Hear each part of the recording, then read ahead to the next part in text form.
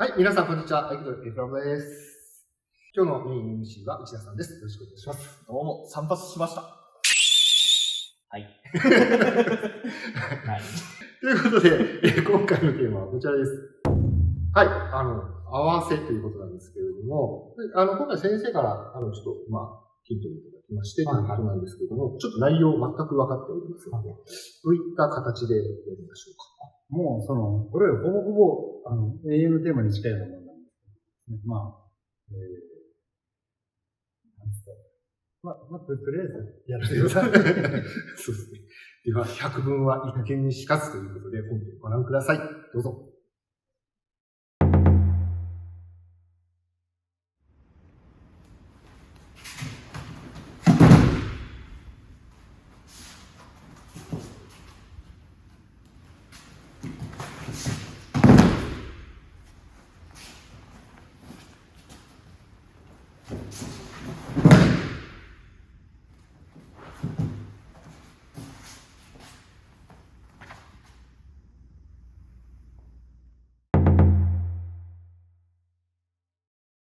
はい、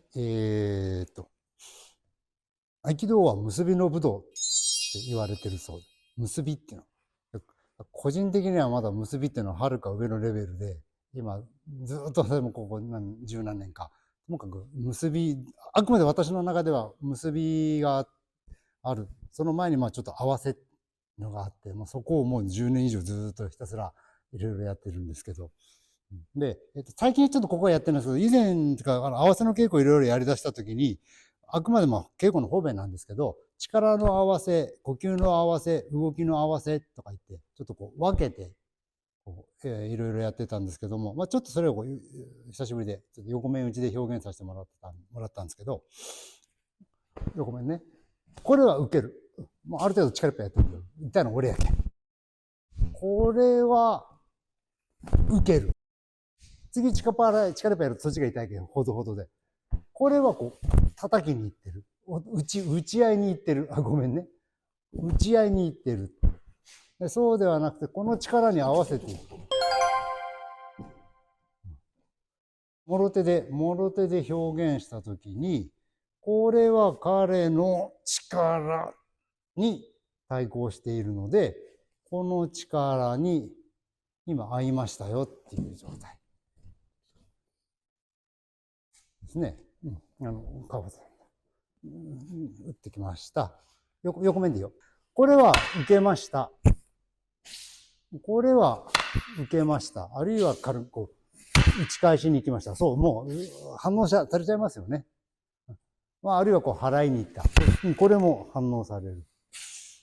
ではなくて、それに合わせに行きましたっていう、合わせる。衝突をいかに回避するか。ね、ちょっと軽めにね、あんまりやるとボケ傷んじゃうんで。これは受け止めに行ってるんですよね。だから、これは押し返しに行ってるんですよね。これは叩きに行ってる。そうではなくて、それに合わせに行った。衝突を回避するってちょっと正しくないかもしれないけど、それに合わせに行くという。それっていうのが、今の場合は力ですよ。この衝突イコール力というか、いつの力に合わせに行くと。ですね。で、ごめんね。ありがとうね。そして、今度は動きですね。動きがあるので、これに合わせに行く。この動きに合わせに行く。これを、なんていうかね、止めてからなんかしようとか。嘘かわしてるわけではない。あくまでこの動きに合わせに行っていますよっていうですね。流れに合わせていく。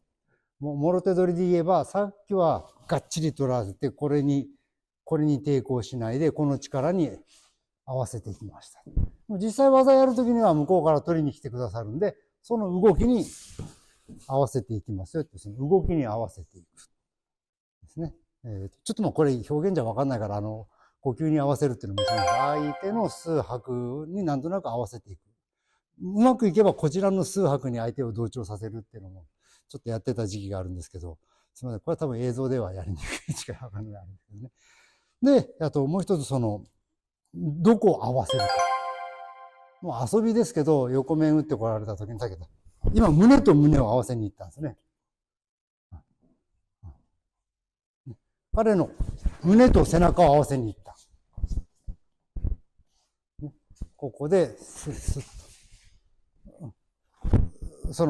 技として見たときにはね、相手に背中見せてるから危ないんですけども、彼の、ここで合ってる。ずーっとここを合ってる。胸と胸を合わせた状態ですよと。でも後ろ両手取りなんかもそうなんだけど、はい、この状態で、ちょっとわかりにくいかもしれませんけど、私の背中と彼の胸を今合わせました。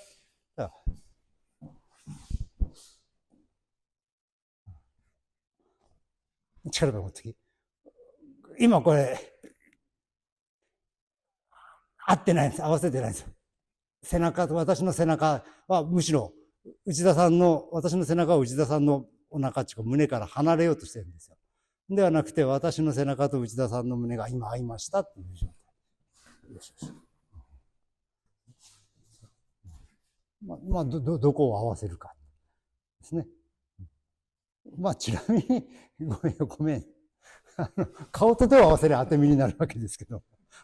これはちょっと別で。ちょっとそういう傾向、ちょっと最近はやってないんですけど、ちょっと前まで分けて、力の合わせ、呼吸の合わせ、動きの合わせ、どことどこを合わせるかみたいなことを、ちょっとこうやってたんでですね。